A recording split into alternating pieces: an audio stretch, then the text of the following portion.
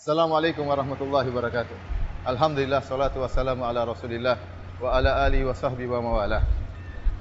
Para pemirsa yang dirahmati oleh Allah Subhanahu wa taala, pada kesempatan bahagia ini kita akan berbicara tentang prahara iblis. Tentang kisah tragis yang dialami oleh iblis, laknatullah alaih, yang merupakan penyebab terjerumusnya seluruh penghuni neraka ke dalam neraka jahanam. Dialah iblis. Siapakah iblis? Iblis, sebagaimana pendapat jumhur ulama dari kalangan mufassirin Ibnu Abbas dan yang lainnya, bahwasanya dia dahulu termasuk golongan para malaikat. Bahkan disebutkan oleh Ibnu Abbas, kana min asyaddil malaikati ijtihadan wa aktsarihim ilman. Dia termasuk malaikat yang paling semangat beribadah dan paling banyak ilmunya. Namun dia diuji oleh Allah Subhanahu wa taala. Awal dari kisah tragis ini, tatkala Allah mendatangkan pendatang baru, dialah nenek moyang kita Adam alaihissalam. Allah datangkan pendatang baru ini langsung dengan memuliakannya. Allah ciptakan Adam alaihissalam langsung dengan kedua tangannya. Allah Subhanahu wa taala kemudian memuliakan Adam dengan ilmu, sebagaimana Allah berfirman, "Wa 'allama Adam al-asma'a kullaha, tsumma 'aradahum 'alal malaikati faqala anbi'uni bi asma'i haula'i in kuntum shadiqin." Allah ajarkan kepada Adam alaihissalam nama-nama, ilmu. Lalu Allah tanyakan kepada para malaikat tentang nama-nama tersebut, ternyata malaikat tidak tahu, maka nampaklah kemuliaan Adam alaihissalam. Tatkala para malaikat sudah mengetahui kemuliaan Adam alaihissalam, maka Allah perintahkan para malaikat untuk sujud kepada Adam alaihissalam. Wa idz qulna lil malaikati isjudu li Adam fasajadu illa iblis. Tatkala kami merintahkan kepada malaikat untuk sujud kepada Adam, maka seluruh malaikat sujud kepada Adam alaihissalam, illa iblis, kecuali iblis. Siapa iblis? Tadi kita dikatakan oleh Ibnu Abbas termasuk malaikat yang paling rajin beribadah, termasuk malaikat yang paling banyak ilmunya. Dia tidak mau sujud kepada Adam alaihissalam. Ada apa gerangan? Inilah awal dari kisah tragis yang dialami oleh iblis. Ternyata selama ini dia banyak beribadah, selama ini dia begitu banyak menuntut ilmu. Bahkan sebagian ulama mengatakan iblis dahulu adalah penjaga surga. Dia dimuliakan oleh Allah sehingga dia adalah penjaga surga. Ternyata begitu datang pendatang baru yang ilmunya luar biasa, itu Adam alaihissalam, maka muncullah hasad dalam dada iblis. Hasadnya ini tidak kuat untuk ditahan dalam hatinya, maka mengantarkan dia untuk enggan sujud kepada Adam alaihissalam. Dia merasa lebih berilmu, dia merasa lebih dahulu, dia merasa lebih tua. Sebagaimana disebut oleh para ulama, iblis merasa lebih tua, iblis merasa lebih berilmu, iblis merasa lebih banyak ibadahnya. Kenapa dia harus sujud kepada orang yang baru datang, diciptakan, kemudian disuruh sujud kepada Adam? Dia enggan, padahal ini perintah Allah Subhanahu wa taala. Padahal perintah zat yang telah menciptakan iblis, laknatullah alaihi.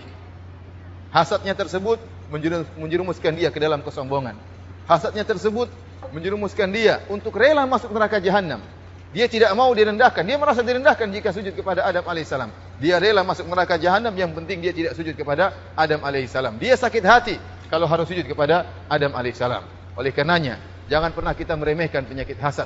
Lihatlah, dosa yang pertama kali terjadi di alam semesta ini, dosa yang pertama kali terjadi di langit adalah karena hasad. Hasadnya iblis kepada nenek moyang kita Adam alaihissalam. Dan sebagaimana perkataan ulama, dosa yang pertama kali terjadi di atas muka bumi juga karena hasad. Tatkala Qabil membunuh saudara kandungnya sendiri, Habil. Allah mengatakan, "Watlu alaihim naba'a bani Adam bil haqq id qarraba qurbanan fatuqbila min ahadihima wa lam yutaqabbal minal akhar qala la aqtulannak." Bacakanlah terhadap mereka kisah dua anak Adam yang mereka berdua mempersembahkan korban kepada Allah Subhanahu wa taala. Korbannya Habil diterima, adapun korbannya Qabil tidak diterima. Maka Qabil pun hasad dan dia mengatakan, "La aqtulannak, sungguh aku akan bunuh engkau wahai saudaraku." Akhirnya dia pun membunuh saudaranya, saudara kandungnya sendiri, seayah dan seibu, karena hasad. Karenanya jangan pernah sepelekan hasad.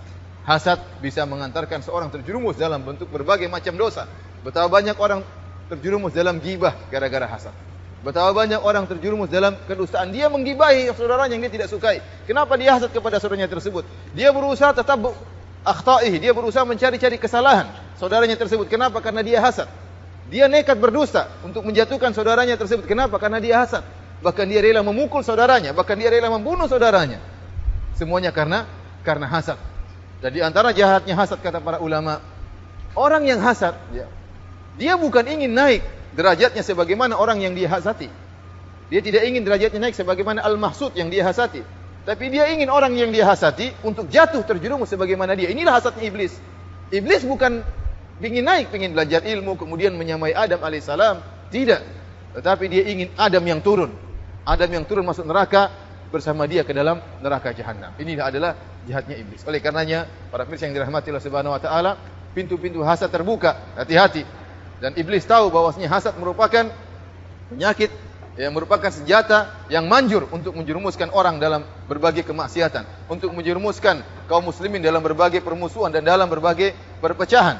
Ya, oleh karenanya apa kata hadis Nabi dalam hadis Nabi sallallahu alaihi wasallam, "Inna syaitan qad ayisa an ya'budahul musallun fi jaziratil Arab walakin fi tahrishi bainahum."